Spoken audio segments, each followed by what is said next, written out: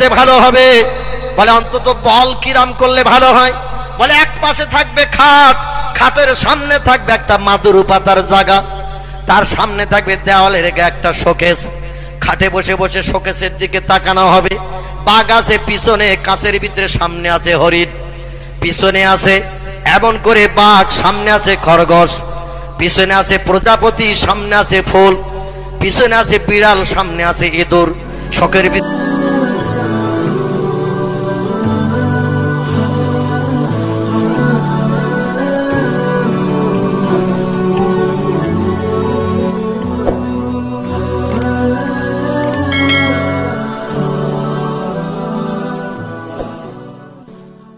রাখতে হবে, দেখতে কত সুন্দর দেখাবে। সামনে আছে কলসি, পিছনে আছে বক, বক কলসির ভিতরে মুখ দিয়ে দিয়ে পানি টেনে টেনে খাবে। শোকেসের ভিতরে এগুলো না রাখলে ঘরের মানান হবে না। আবার মাথার দিকে থাকবে একটা আলমারি, ওই খাটের পায়ের দিকে থাকবে একটা আলনা, জামা কাপড় গুলো গুছিয়ে রাখতে হবে। দরজার পাশে একটা জানলা থাকবে, জানলার ধারে টেবিলে থাকবে বৌমাটা, জানলার পাশে টেবিলের উপরে রাখতে হবে বৌমাটা, বৌমা। আমি এর বাংলা নাম দিয়েছি বৌমা, ইংরেজি নাম হলো টেলিভিশন। ঘরের ভিতরে জানলার ধারে টেবিলের উপরে এটা যদি না রাখা হয় ও ঘরের মানান হবে না। আপনাদের কারো ঘরে বৌমা টৌমা নাই তো আমাদের দেশে মোল্লা মৌলবী ঘরে যদি আসে তাড়াতাড়ি ওরে তিনটে কাপড় দিয়ে নতুন বউ ঢেকে দেয়। হুজুর এসেছে, মৌলবী এসেছে, দে ঢেকে, এখন ঘন্টা ঢেকে দে, হুজুর যেন না দেখে। হুজুর যেই চলে যাবে সব রেশানি করে বৌমার ঘোমটা তখন আলগা হয়ে যাবে। ঠিক বললাম না ভুল বললাম? মোল্লা মৌলবী ঘরে ঢুকলে ওরে দুটো কাপড় দিয়ে ঢেকে রাখে, তো চেহারা দেখালে তোর ফেস কাটি নষ্ট হবে। এখন বৌমা ঢেকে থাক, নতুন বউ। আর হুজুর যেই চলে যাবে সব রেশানি করে বৌমার চেহারা আলগা করে দেয়া হবে। ছেলেরে বলবে খোকা 15 মিনিট হয়ে গেছে বোধহয় ছায়াছবির অনুষ্ঠান, তাড়াতাড়ি ভলম মোড়া একটু দেখা যাক। হুজুর যদি বাড়িওয়ালার জিজ্ঞাসা করে ভাই টেবিলের উপর ওটা কি ঢাকা, বলে আর বলবেন না, মানে বড় ছেলেটা এত বলি, বলে বাইরে পার। দোষ সব বড় ছেলের ঘাড়ে দিয়ে বাড়িওয়ালা বেরিয়ে গেছে। বেরিয়ে যে বলছে খোকা তোর চাচা এসেছে, দাদিমা সবরেসানি, তো দাদা সবরেসানি, চাচা এসেছে বাৎসরিক আসে, এক খতম পড়িয়ে সবরেসানি করিয়ে দেয়, তো চাচার একটু নাস্তা করিয়ে আয়। বাড়িওয়ালা ঢোকে না, ঢুকলে আবার জিজ্ঞাসা করবে ভাই, বলতে বলতে বেরিয়ে গেলেন, সব তো বললেন না। লজ্জায় পড়ে গেছে বাড়িওয়ালা, ছেলেরে বলছে তো চাচারে নাস্তা করিয়ে আয়। ছেলে ঘরে এসেছে নাস্তা পানি নিয়ে, দস্তরখান চিলিপছে নিয়ে। হুজুরও চিন্তা করছে এরে যদি আবার জিজ্ঞাসা করি শেষ পর্যন্ত পিপাসায় যদি মরি তাও পানিও পাবো না, এরা জিজ্ঞাসা করে দরকার নাই। মৌলবীরা হারাম হালাল খেয়ে খেয়ে এদের যেমন গলা চেপে গেছে, শ্রোতারাও হালাল হারাম খেয়ে খেয়ে এদেরও কান তালা লাগা হয়ে গেছে। আজকের আর ওয়াজ নসিহতে কাজ হচ্ছে না। ঠিক বললাম না ভুল বললাম? মোল্লা মৌলবীরা হালাল হারাম খেয়ে খেয়ে মদখোরের বাড়ি, সুদখোরের বাড়ি, সিনেমাখোরের বাড়ি, টেলিভিশনের বাড়ি, এমন করে রেডিও খোরের বাড়ি, এদের বাড়ি মোল্লা মৌলবীরা পীর সাহেবরা খেয়ে খেয়ে এদের যেমন গলা চেপে গেছে, আর সাধারণ মানুষেরা হালাল হারাম খেয়ে খেয়ে ব্যবহার করে এদেরও কান তালা লেগে গেছে। মাইকে হাঁকলো আজার কানে আওয়াজ ঝেঁকে না, মাঠ ভেঙে শুধু আওয়াজ পালিয়ে যাচ্ছে। ঠিক বললাম না ভুল বললাম? ওয়াজ করেছিলেন মুজাদ্দিদে জামান আবু বকর সিদ্দিকী রাহমাতুল্লাহ আলাইহি, একে ওয়াজে কাজ হয়ে গেল। জোরে বলুন সুবহানাল্লাহ। ওয়াজ করলেন আমাদের বসিরহাট আল্লাহী বাংলা রুহুল আমিন রাহমাতুল্লাহ আলাইহি, দাদা হুজুর কেবলার প্রধান খলিফা হিসাবে মর্যাদা প্রাপ্ত হয়েছিলেন যিনি, ডানাত হিসাবে সম্মান প্রাপ্ত হয়েছিলেন যিনি, আজকের তারা একটা বার ওয়াজ করেছি তাদের ওয়াজে কাজ হয়ে গেল, বেঈমান ইমানদার হলো, আল্লাহওয়ালা জান্নাতি হয়ে গেল। একটু জোরে বলা যাবে কি সুবহানাল্লাহ? একজন খোদাদ্রোহী জাহান্নামীর কথা আপনাদের কাছে কি একটু বলবো নাকি? এক ওয়াজে কেমন কাজ হয়েছে, একটু মহব্বতের সঙ্গে দরুদ শরীফ। আল্লাহুম্মা সাল্লি আলা মাওলানা মুহাম্মদ ওয়া আলা আলি সাইয়্যিদিনা মাওলানা। খোঁজ করিয়া আসল তারা, খোঁজ করিয়া আসল তারা, তোমার কুটুরির সম্মুখে নবী পাকের নূরের ঝলক লাগলো তাদের চক্ষুতে। যে নূরের ওই ঝলক লেগে, যে নূরের ওই ঝলক লেগে চোখ ঝলসে গেল, সেই নবীর ওই মোহাব্বতে দরুদ মোমিন পড়ো।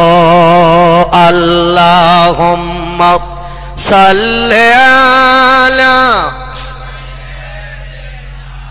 মাওলানা মুহাম্মদ ওয়া আলা আলি সাইয়্যিদিনা মাওলানা মুহাম্মদ। আপনাদের হুগলি জেলার পাশে একটি জেলা আছে, নাম তার হাওড়া জেলা। নাম শুনেছেন তো, দেখেছেন তো নাকি? পাশের জেলা হুগলি জেলার পাশে একটি জেলা, জেলাটির নাম হাওড়া জেলা।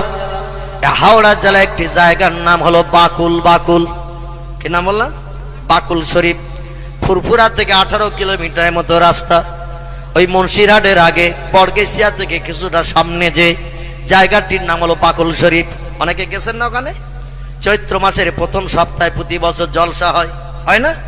ওখানে ঘুমিয়ে আসেন যিনি, তার নাম হলো সুফি আব্দুল মোমেন। ঠিক তো নাকি?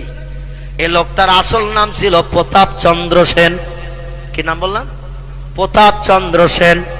বাড়ি ছিল বাংলাদেশের চট্টগ্রাম। কোথায় বললাম? বাংলাদেশের চট্টগ্রাম, পূর্ব পাকিস্তান। ভারত বাংলাদেশ তখন এক ছিল। মুজাদ্দেদে জামান আবু বকর সিদ্দিকী রাহমাতুল্লাহ আলাইহি ওয়াজ করতে গেছেন বাংলাদেশে। নোয়াখালী থেকে নৌকা যোগে জলপথে, পানিপথে তিনি চট্টগ্রামে গেছেন। পরের দিন জলসা। যে বাড়িওয়ালার বাড়িতে জলসা, বাড়িওয়ালার বাড়ির সামনে একটা সদর দলুজ আছে। দলুজ, দলুজ ঘর বোঝেন তো?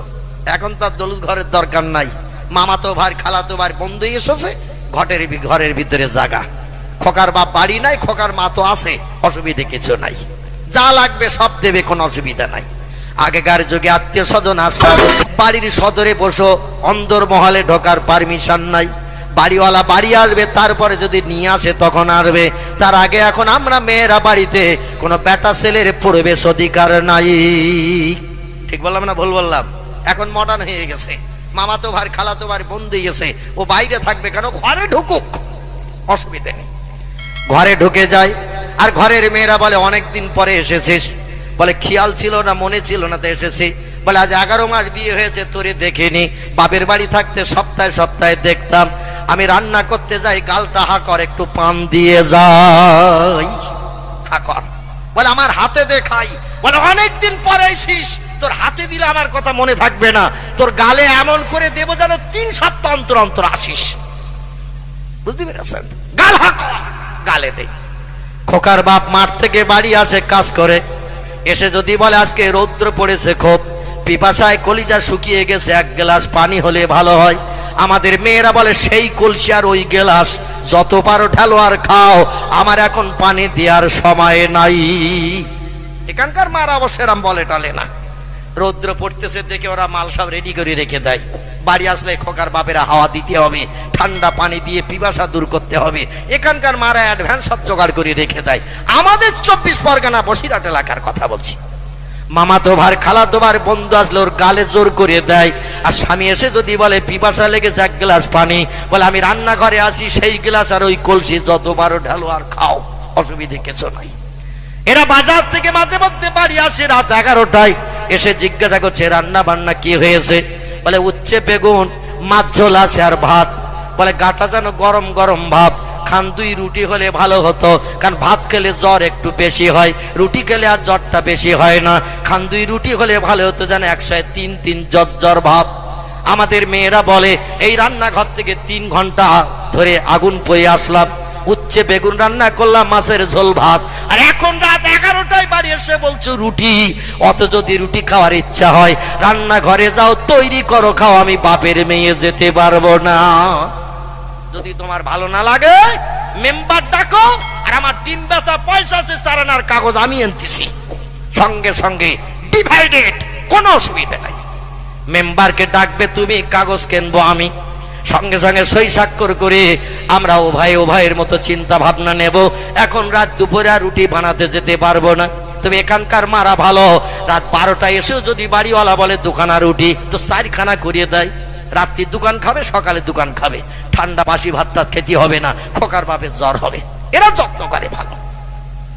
ভাইরা আমার, বাড়িওয়ালা বাড়ির সদরে জায়গা দিয়েছে পীর সাহেব কেবলাকে, ফুরফুরার পীর সাহেব কেবলা, মুজাদ্দিদে জামান আবু বকর সিদ্দিকী, এদের ওয়াজ কেমন কাজ হতো একটুখানি লক্ষ্য করেন। আর বর্তমান যুগে আজ আর কাজ হচ্ছে না। হুজুর বাড়ির সদরে বসা জায়গা করে দিয়েছেন বিশ্রামের জন্য। আমি যেমন আজকে সকালে এসে গেছি আপনাদের গ্রামে, গতকাল প্রোগ্রাম ছিল দক্ষিণ 24 পরগনার কাকদ্বীপ, সেখান থেকে রাত 3টায় বেরিয়ে এখানে এসেছে সকাল 7:30-8টার দিকে, একটা না গাড়ি ছাড়িয়ে। চিন্তা করলাম বাড়ি যেতে গেলে তো 4 ঘন্টা 4.5 ঘন্টা লাগবে, ওখান থেকে আবার এখানে আসতে গেলেও 3.5 ঘন্টা 4 ঘন্টা লাগবে, ঝামেলার দরকার নেই, সোজাসুজি চলে যাই। এসে সারাদিন বিশ্রাম করছি ভাই। হুজুর সকালে সকালে চলে গেছে, বিশ্রামের জন্য জায়গা করে দেওয়া হয়েছে বাড়ির সদরে, কিন্তু কানে একটা আওয়াজ আসছে, ঢং ঢং ঠং ঠং আওয়াজ আসতেছে। পীর সাহেব ডেকে বলে, বাবা বাড়িওয়ালা, তোমাদের বাড়ির পাশে কিসের একটা আওয়াজ হচ্ছে, ঢং ঢং ঠং ঠং, আওয়াজ শুনলে তো ঘুমানো যাবে না, বিশ্রাম হবে না, সারা রাত জাগতে হবে, আলেম ওলামারা চতুর্দিক থেকে আসবে, ফতোয়া ফারায়েত জিজ্ঞাসা করবে, সারা রাত ঘুম হবে না, রাত্রিতে সারা রাত জলসা হবে, অতএব দিনে একটু বিশ্রাম না নিলে রাত জাগবো কি করে, বাবা আওয়াজটা কি একটু বন্ধ হবে না? বাড়িওয়ালা বলছে, হুজুর আমাদের মসজিদ যেখানে, হিন্দু ভাইদের মন্দিরও সেখানে, ওদের মন্দিরে পূজা হয়, আমরা কিছু বলি না, আমাদের মসজিদে আজান হয়, নামাজ হয়, ওরাও কিছু বলে না। পীর সাহেব বললেন, লাকুম দীনুকুম ওয়ালিয়া দিন, আল্লাহ কোরআনে বলেছেন তোমাদের ধর্ম তোমাদের কাছে ভালো, ওদের ধর্ম ওদের কাছে ভালো, লা ইকরাহা ফিদ্দিন, ধর্মের উপরে কোনো জোর জবরদস্তি নাই, যার যেটা ভালো লাগবে সে সেটা করবে, ব্রেন বুদ্ধি মগজের বিচার হবে হাসরে। যদি কোনো ব্যক্তি অন্যায় পথে চলি, কিয়ামতে আল্লাহ তার অ্যাকশন করবেন, দুনিয়ায় কোনো মানুষের অধিকার নাই শাস্তি দেওয়া। জোরে বলুন সুবহানাল্লাহ। তবে শব্দটা কিসের হচ্ছে? বলে হুজুর ওদের মন্দিরে আজকে পূজা আছে, পূজা হচ্ছে, তাই ব্রাহ্মণ ঘন্টা বাজিয়ে ঢোলক পড়ে পূজা করছে, বালতির মালগুলো সব খালি করার জন্য। ব্রাহ্মণদের কাজ হলো মন্দিরে যখন পূজা হয় বালতিগুলো খালি করে দিতে হয় সংস্কৃতের শ্লোক পড়ে, যা দেবী সর্বভূতে শান্তি রূপে অং নমস্তস্যৈ নমো নমঃ অল্লং জ্যেষ্ঠং শ্রেষ্ঠং পরমং পূর্ণং ব্রাহ্মণ অল্লং আল্লাহ রাসূল মুহাম্মদ রকং বরস আদাল্লাবু কামে বাকাম আল্লাবু কনিকাতম এত ইসমিন্নন্তরে মেচ্ছা যাচ্ছে না সমন্বিত মুহাম্মাদিতি খ্যাত শিষ্য শাখা সমন্বিত আসুর সংহারিণী হোরং অল্লাহ অল্লং ইল্লাল্লাহ। এর শ্লোক পড়লেই বালতির মাল হাবিস হবে, কোনো অসুবিধা নাই। আর সাধারণ মানুষ বলবে, ব্রাহ্মণ বাবাজি আমার বালতিটা আগে খালি করে দেন। কিন্তু ব্রাহ্মণের একটু চালাক আছে মৌলবীদের মতো, ওরা দেখবেন শ্লোক পড়ে যখন, যেখানে আল্লাহর নবীর নাম আসে ওখানে একটু ঘন্টা জোরে জোরে বাড়ি দেয়, কারণ ওই আওয়াজটা যদি যারা বালতি এনেছে ওরা শুনে নেয় তাহলে মাল তো আর দেবে না, মাল সমেত বালতি ফেরত যাবে। যখন আল্লাহর নবীর নামটা শ্লোকে আসে, বেদে পুরাণে এমন করে অথর্ব বেদে ও ভাইজান বহু জায়গায় আল্লাহ এবং নবীর নামের প্রশংসা করা হয়েছে। বেদ 4টি ভাগে বিভক্ত, একটার নাম ঋগ্বেদ, একটার নাম সামবেদ, একটার নাম যজুর্বেদ, একটার নাম অথর্ববেদ। এই প্রতি চ্যাপ্টারেই মনির ঋষির আমার আল্লাহ এবং নবীর নামের ভূয়সী প্রশংসা করেছে। আরে প্রশংসার কথাগুলো যখন ব্রাহ্মণদের মুখে উচ্চারিত হয় ঘন্টায় তখন একটু জোরে জোরে বাড়ি লাগায়, যাতে আওয়াজ শ্রোতাদের কানে না যায়, গেলে তো আর মাল পাওয়া যাবে না। এ চিন্তা ভাবনা নিয়েছিলেন যিনি, ভারতবর্ষের মথুরার বৃন্দাবনের কীর্তি সন্তান ছিলেন তিনি, নাম হলো তার ডক্টর শিব শক্তি স্বরূপজি। বিখ্যাত পূজারী ছিলেন, সারা ভারতবর্ষের 65 কোটি কোটি হিন্দু জৈন শিখেদের ভগবানের অবতার কলির কলকি ছিলেন। 1984 সালের এপ্রিল মাসের 10 তারিখ লোকটি মন্দিরের পূজা পরিত্যাগ করে কলেমা শরীফ পাঠ করে আমার নবীকে স্বপ্ন দেখে জান্নাতি মানুষ হয়ে গেছে। জোরে বলুন সুবহান। হিন্দুর ঘরের মানুষ আজ আমাদের লজ্জা দিতে শুরু করেছে, আর মুসলমানের ঘরে জন্মগ্রহণ করে এখনো নবীরে দেখতে পেলাম না। এ দুঃখ কি রাখার জায়গা আছে নাকি? লর্ড হেডলির মতো মানুষ আমার নবীকে চামড়ার চোখে দেখলেন। বাংলাদেশের ঢাকা শহরের কীর্তি সন্তান, পিতার নাম পণ্ডিত শশীকান্ত ভট্টাচার্য, লোকটির নাম ডক্টর সুদর্শন ভট্টাচার্য। ঢাকা বিশ্ববিদ্যালয় থেকে এমএ ফার্স্ট ক্লাস ডিগ্রি অর্জন করে বাংলা কোরআন পড়ে তার মগজ ঘুলে গেল। আমার নবীর ভালোবাসা হৃদয়ে তৈরি করে ব্রাহ্মণের ঘরের ছেলেটি বাপ দাদা জীবনকাল মন্দিরে পূজা করেছে। এই লোকটি আমার নবীকে স্বপ্নে দেখেছে, কলেমা পড়ে মুসলমান হয়ে গেছে, নাম পাল্টে নাম রেখেছে মোহাম্মদ আবুল হোসেন ভট্টাচার্য। একটু জোরে বলা যাবে কি সুবহানাল্লাহ? 1992 সালের ঘটনা। তিনি কলেমা পড়ে মুসলমান হয়ে গেলেন, মাথায় লাগালেন টুপি, মুখে রাখলেন দাড়ি। জীবনে টুপি দাড়িতে খুরকেছে লাগায় না, রাস্তাঘাটে পথে যেখানেই যায় নবীর সুন্নাত আদায় করে চলে। আর আমরা গিরগিটি সময় হলেই পাল্টাই, অসুবিধে কিছু নাই। মুসলমান ভাইরা আমার, উত্তর ভারতের মথুরার বৃন্দাবনের কীর্তি সন্তান, যার বাবার নাম মহন্ত প্রীতম দাসু দাসের, মায়ের নাম হলো ভানুমতি কর, তার স্ত্রীর নাম ছিল শ্রদ্ধা দেবী, কন্যার নাম ছিল অস্পরা। যুবতী মেয়ে, ডিগ্রিধারী মেয়ে, সেও পর্যন্ত কলেমা পড়ে মুসলমান হয়ে গেছে। স্ত্রী কলেমা পড়লেন। ডক্টর শিবশক্তি স্বরূপজি, যিনি অক্সফোর্ড বিশ্ববিদ্যালয় থেকে পৃথিবীর সব থেকে শ্রেষ্ঠ শিক্ষা প্রতিষ্ঠান, যার নাম অক্সফোর্ড বিশ্ববিদ্যালয়, এখান থেকে যদি কেউ ডিগ্রি অর্জন করে দুনিয়ার কোন দেশের শিক্ষা প্রতিষ্ঠান তার ডিগ্রি সম্মান নষ্ট করতে পারে না। ওখান থেকে 12টা ভাষা এমএ পাস করেছিলেন, 10টা ধর্মগ্রন্থের জ্ঞান নিয়ে ডক্টরেট অফ ডিভাইনিটির পদমর্যাদা পেলেন। ভারত সরকার যার নামের পাশে সার্টিফিকেট দিল, হিন্দুস্তানে এনার মধ্যে এত বড় ধর্মীয় জ্ঞানী পণ্ডিত আর কেউ নাই। সেই লোকটি কয়েক মাস দোবাসের বিখ্যাত মন্দির, উত্তর ভারতের বিখ্যাত মন্দির, মন্দিরটির নাম দোবাসের মন্দির। 120 বিঘা জমি বাউন্ডারি করে ঘেরা, 350 বিঘা জমিতে যা ফসল হয় মন্দিরের ব্রাহ্মণের নসিবে সব জুটে যায়। ওই মন্দিরের ব্রাহ্মণ যিনি হবেন তার নসিবে জুটবে 350 বিঘা জমির আয়। আর হাজার হাজার মানুষ প্রতিদিন ওই মন্দিরে পূজা দিতে হয়, 4 থেকে 5 বস্তা করে ফল হয়, হাজার হাজার টাকা মানুষ তাকে দিয়ে যায়। ভগবানের অবতার কলির কলকি হিসাবে সম্মান জানিয়েছিল। তুমি যদি আমাদের হয়ে কিছু বলো, তোমার কথাটা ভগবানের কাছে তাড়াতাড়ি পৌঁছে যাবে, আর ভগবান তোমার কথা শুনে আমাদের দুঃখ নিবারণ করে দেবে। এই জন্য তোমার কাছে আমরা আসি, তুমি আমাদের হয়ে কিছু বলবে। কয়েক মাস মন্দিরে পূজা করার পর একদিন বাড়ি এসে বললেন, বিবি, এ শ্রদ্ধা দেবী ব্রাহ্মণী, গোটা 2 প্রশ্ন। স্ত্রী বললেন, হোয়াট ইজ দ্য কোশ্চেন? হে আমার স্বামী, কি প্রশ্ন তোমার? বলে, প্রশ্ন হলো এই যে আমি ন্যায় পথে চলবো না অন্যায় পথে চলবো, সত্যের আশ্রয় গ্রহণ করব না মিথ্যাকে বরণ করব। স্ত্রী বললেন, 65 কোটি মানুষ আপনার মুখের দিকে তাকিয়ে রয়েছে ভারতে, আপনার দেখে মানুষ আদর্শ শিখবে, আপনার দেখে মানুষ চরিত্র গঠন করবে। আপনি যদি অন্যায়ের পথ চলেন তাহলে মানুষ অন্যায় ভালোবাসবে, আপনি ন্যায় পথে চললে আপনাকে দেখে মানুষ ন্যায় পথ অবলম্বন করবে। আপনি যদি মিথ্যার আশ্রয় গ্রহণ করেন দেশের মানুষ আর সত্য খুঁজে পাবে না, আর আপনি সত্যের আশ্রয় গ্রহণ করলে মানুষ মিথ্যা ভুলে যাবে, কারণ আপনার আদর্শ দেখেই মানুষ আদর্শ তৈরি করবে। উনি বললেন, বিবি, তাহলে এখন কি করব তাই বলো? বলে, আপনাকে ন্যায় পথে চলতে হবে, সত্যের আশ্রয় গ্রহণ করতে হবে। ডক্টর শিবশক্তি স্বরূপজি বললেন, কালকের থেকে আর ফলের রস নসিবে জড়বে না। জোরে বলা যাবে না সুবহানাল্লাহ? আর একটু জোরে বলা যাবে না সুবহানাল্লাহ? বলে, ফলের রসের সঙ্গে কি অসুবিধা হলো? আপনি দুটো প্রশ্ন করলেন, উত্তর দিলাম সঠিক, এতে ফলের রসে কি অসুবিধা? বলে, ন্যায় পথে চলতে গেলে, সত্যের আশ্রয় গ্রহণ করতে গেলে মন্দির আর ঘন্টা হাতে করে সংস্কৃতের শ্লোক পড়া যাবে না, আর শ্লোক যদি না পড়ি বালতি খালি করা যাবে না, আর বালতি যদি খালি না হয় রস নসিবে জটবে না। কালকের থেকে মুসলমানদের মতো রোজা রাখতে হবে। বিবি বলছেন, ব্যাপার বুঝি না।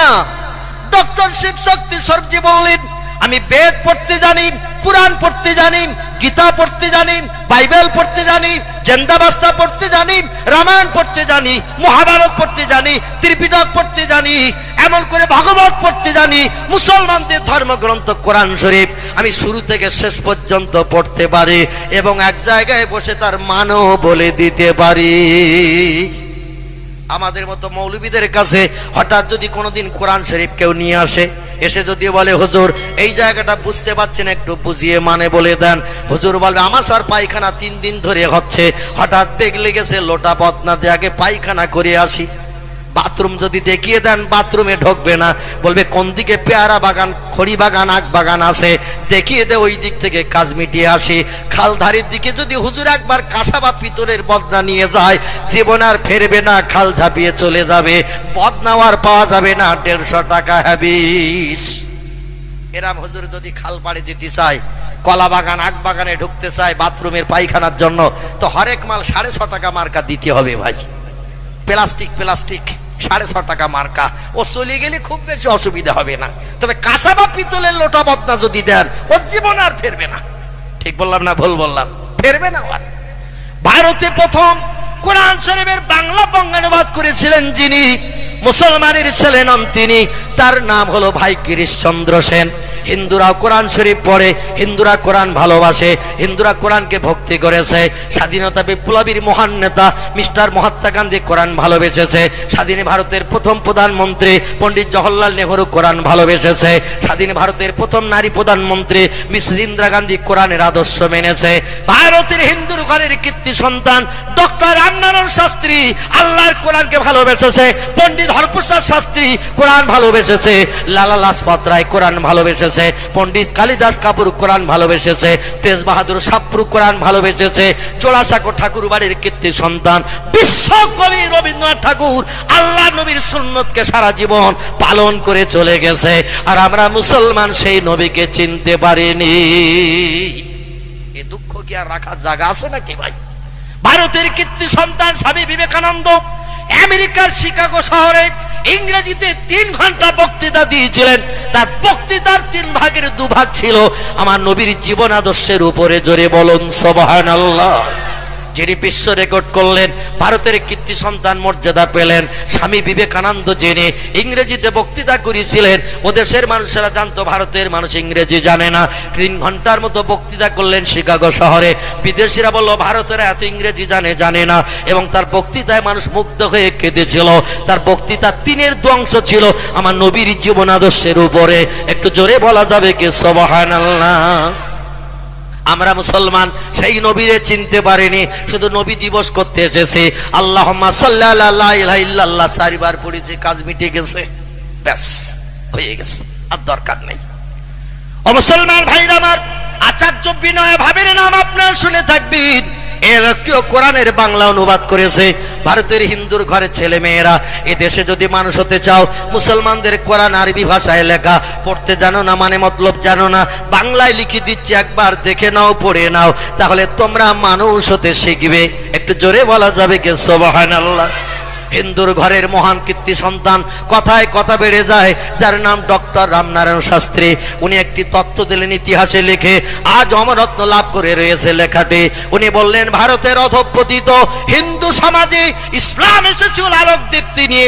ইসলাম যদি ভারতবর্ষের জমিনে না আসতো, এ ভারতের অধঃপতিত হিন্দু সমাজের মানুষ কোনোদিন মানুষ হতে পারত না। একটু জোরে বলা যাবে না সুবহানাল্লাহ? কত বড় কথা বললেন তিনি। উনি বললেন ভারতের অধঃপতিত হিন্দু সমাজে ইসলাম এসেছিল আলোক দীপ্তি নিয়ে। ইসলাম যদি ভারতবর্ষের জমিনে না আসতো, এ ভারতের অধঃপতিত হিন্দু সমাজের মানুষ কোনোদিন মানুষ হতে পারত না।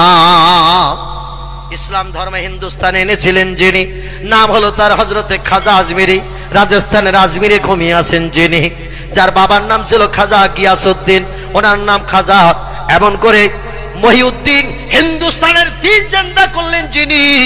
অবন্ধ আজমিরি রহমাতুল্লাহ আলাইহি তিনি আজ ভারতে কলেমার প্রদীপ জ্বালিয়ে দিয়ে আজ আমাদের কলিজা ঠান্ডা করে দিয়ে দিয়েছেন। এদেশে যখন সতীদাহ প্রথা ছিল, এদেশে মেয়েরা যখন বাবার সম্পত্তির অধিকার পেত না, ওই সময় খাজা সাহেব ইসলামের আইন এনে ভারতের মুসলমানদের কাছে জারি করে দিয়ে দিলেন। মেয়েরা কি অপরাধ করলো? স্বামী মারা গেছে, ওরা আবার বিয়ে করবে। হিন্দু ধর্মের নিয়ম ছিল 2-4 মাস বিয়ের পরে যদি কোনো স্বামী মারা যায়, স্ত্রীকে হাত পা বেঁধে স্বামীর চিতায় জীবন্ত পোড়ানো হতো। রাজা রামমোহন রায় বলল ধর্মে লাথি মার, বিশ্বকবি রবীন্দ্রনাথ ঠাকুর বলল ধর্মে লাথি মার। ঈশ্বরচন্দ্র বিদ্যাসাগর বলল ধর্মের আইন পরিত্যাগ কর, আমার কন্যা সন্তান স্বামীর চিতায় জীবন্ত পুড়বে আর বাবা বাবা করে ডাকবি, আর আমি বাবা শাসনের চিতার পাশে দাঁড়িয়ে তার ওই মরণ যন্ত্রণা দেখব। এটা কখনো যুক্তির কথা নয়। মুসলমানদের ধর্মের আইন কত ভালো, ওদের 5টা স্বামীও যদি মারা যায় সবার মেয়ে বিয়ে করতে পারবে, 100 স্বামী যদি মারা যায় 101 বার বিয়ে করতে পারবে। আমাদের ধর্মে মুসলমানদের আইন জারি কর, সতীদাহ প্রথা উচ্ছেদ কর। জোরে বলুন সুবহানাল্লাহ। হিন্দুর মেয়েরা বিয়ের পরে বাবার সম্পত্তির কোনো অধিকার পেত না, কিন্তু আমাদের কোরআন বলেছে ছেলে তোমার বোনের বিয়ে হয়ে গেল, তোমার বাবার সম্পত্তির 3/1 অংশ মেয়ে পাবে। তুমি পাবে 2 ভাগ, মেয়ে পাবে 1 ভাগ। কারণ মেয়ে স্বামীর কাছ থেকেও পাবে, ছেলের কাছ থেকে পাবে, ভাইয়ের কাছ থেকে পাবে। এই জন্য মেয়েকে 1 ভাগ দেয়া হয়েছে, ছেলেকে 2 ভাগ দেয়া হয়েছে। হিন্দুর মেয়েরা বিয়ে যতদিন হয়নি বাবা সময় সম্পত্তি উপভোগ করত, বিয়ে হয়ে গেলে আর কিছুই দেয়া হতো না। হিন্দুর মেয়েরা বলল মুসলমানের মেয়েরা পাবে, ওরা সংসার জীবনে সুখ ভোগ করবে স্বামীর সংসারে, বাবার বাড়ি থেকে যাবার জমি বিক্রি করে এনে। আর আমরা হিন্দুর মেয়েরা কি অপরাধ করলাম? একই দেশে বাস করি, একই ভাষায় কথা বলি, একই সুরে গান গাই, একই বাজারে বাজার করি, একই স্কুলে পড়ি। ওরা পাবে, আমরা পাবো না, ওটা হবে না। কলিকাতা হাইকোর্টে সেদিন মামলা দায়ের করলো। হিন্দুর মেয়েরা বলল মুসলমানেরা পাচ্ছে, আমরা কেন পাবো না বলো? হাইকোর্টের জাজ ব্যারিস্টারেরা বলল তোমরা দাবি করোনি তাও পাওনি, মুসলমানেরা অনেকদিন আগের থেকে পেয়ে চলেছে, ওদের ধর্মে আছে। তোমরা যদি এখন দাবি করো তাহলে আমরা আইন করে তোমাদের জন্য বাবার সম্পত্তি 3/1 অংশ উইল করে দেব। হিন্দু মেয়েরা দরখাস্ত করলো, ওদের আইন পাশ হয়ে গেল, মুসলমানদের আইন। একটু জোরে বলা যাবে কি সুবহানাল্লাহ? মুসলমান ভাইরা আমার, সেই ইসলাম সেই ভারতবর্ষে এসেছে মানুষকে মানুষ বানানোর জন্য। পণ্ডিত হরপ্রসাদ শাস্ত্রী বললেন বিধাতার তরফ থেকে মানুষের কল্যাণের জন্য যদি কোনো মহামানব এ পৃথিবীতে আবির্ভূত হয়ে থাকে, সে মহামানবের নাম হযরতে মুহাম্মাদুর রাসূলুল্লাহ সাল্লাল্লাহু আলাইহি ওয়াসাল্লাম। যদি কেউ বলে মুহাম্মদ রাসূলুল্লাহ বিধাতা প্রেরিত রাসূল নয়, আল্লাহর পাঠানো মহামানব নয়, আমি হরপ্রসাদ শাস্ত্রী বলছি বিধাতার তরফ থেকে মানুষের কল্যাণের জন্য কোন মহামানব এই পৃথিবীতে কোনোদিন আবির্ভূত হয়নি। কোন মহামানব মানুষের কল্যাণের জন্য যদি এসে থাকে, নাম তার মুহাম্মদ রাসূলুল্লাহ। আমি রামকৃষ্ণ পরমহংস দেবের নাম বলতে পারবো না, বুদ্ধদেবের নাম বলতে পারবো না, চৈতন্য দেবের নাম বলতে পারবো না, গুরু নানকের নাম বলতে পারবো না, মহাবীরের নাম বলতে পারবো না, আচার্য কেশবচন্দ্র সেনের নাম বলতে পারবো না, যীশু খ্রিস্টের নাম বলতে পারবো না, বালক ব্রহ্মচারীর নাম বলতে পারবো না। মহামানবের ভিতরে যিনি শ্রেষ্ঠ নাম হলো তার মুহাম্মদ রাসূলুল্লাহ।